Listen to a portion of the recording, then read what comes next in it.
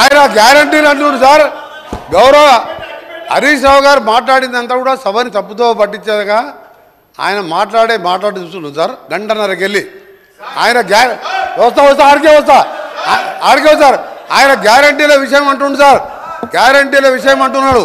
2001లో ఆయన పార్టీ పెట్టినప్పుడు సార్ కొండా లక్ష్మణ్ బాబుజీ గారి ఇంట్లో పార్టీ పెట్టినప్పుడు నేను తెలంగాణ పార్టీ పెడుతున్నాం, రాష్ట్రాన్ని తెలంగాణ వచ్చే మొట్టమొదటి ముఖ్యమంత్రి దళితుడు అవుతాడు, దళితుడిని చేయలేకపోతే మెడ మీద తల తీసుకుంటా అని ఆ రోజు ముసలైనాయి సార్.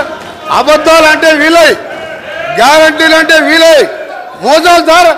డబుల్ బెడ్రూమ్ కడతా, డబుల్ బెడ్రూమ్లో బిడ్డ అల్లుడు వస్తే ఎక్కడ వండుకోవాలి, బేకరీలు కట్టేసుకోవాలి. మీ రంగం మాటలు సార్. ఒక నిమిషం సార్. ఇంకొకటి సార్, ఇంకా హరీష్ రావు గారు ఒక మాట మాట్లాడి సార్. హరీష్ రావు గారు 24 గంటలు కరెంట్ ఇచ్చినా అన్నాడు సార్. 24 గంటలు కరెంట్ ఇచ్చినా అంటే నేను ఒక సబ్స్టేషన్ సార్ బండ సోమవారం అనే సబ్స్టేషన్కి వెళ్ళాను. అక్కడ ఆపరేటర్ బస్ అనే ఆపరేటర్ వీడియో రికార్డింగ్ ఉన్నది. నేను నా సర్వీసులో 9 ఏళ్ళు అయింది సార్. ఎలక్షన్ల ముందు 9 ఏళ్ళకెళ్ళి సర్వీసులో ఉన్నాయి. ఇక్కడ ఎప్పుడు కూడా 14 గంటల కరెంటు రాలేదని నాకు రికార్డు తీసి చూపిస్తే రాత్రి లా బుక్లు వాపసు తీసుకొచ్చాను. మోసాలు, దగా, కుట్రలు, అబద్ధాలు అన్నీ నేర్పింది ఎవరంటే అవన్నీ టీఆర్ఎస్ పార్టీ పుట్టిన తర్వాత పుట్టింది సార్. ఇలా దళితులు ముఖ్యమంత్రి ఉన్నారు సార్. ఆఖరికి మా దళిత ప్రతిపక్ష నాయకుడు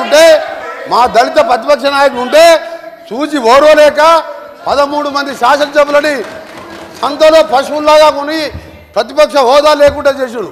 ఇవాళ హరీష్ రావు గారు మాట్లాడితే సార్ ఇవాళ దయ్యాలు వేదాలు వెళ్తున్నాయి. మొత్తం మోసం, దగ, కుట్రలు, కుతంత్రాలు. నిజంగా నువ్వు మాట్లాడే సార్ ఒక్క పాయింట్ కూడా సపోర్ట్ చేయాలి. ఇవాళ ఆయన మాట్లాడేవారు సార్. అందుకని హరీష్ రావు గారు నీ దగ్గర సబ్జెక్ట్ లేదు. నేను అనుకోండి సార్. చివరిగా నిన్న టీవీలో చూసేవారు అంటే నిన్న కేసీఆర్ గారు ప్రెస్ మీట్లో సార్ కేసీఆర్ గారు మీడియా బయట పోయి రేపు కాంగ్రెస్ పార్టీ బడ్జెట్ మీద వచ్చి చీల్చి చెండాడుతా అంటే నేను 9 నెలలకే వచ్చి కూర్చున్నా సార్.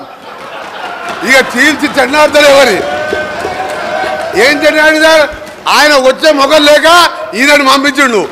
మా బడ్జెట్ ఏమన్నా సార్ 72,000 కోట్ల అగ్రికల్చర్ కోసం 72,000 కోట్లు పెట్టాం. ఇరిగేషన్కి 22,000 కోట్లు పెట్టాం.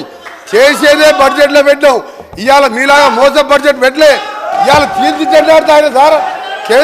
కేంద్రం అన్యాయం చేస్తే, కేంద్రం తెలంగాణకి అన్యాయం చేస్తే సార్ కేంద్రం అన్యాయం చేస్తే చీల్చి చెండాడి మునగాడు ఒక్క మాటకెళ్ళండి సార్ నోట్లకెళ్ళి.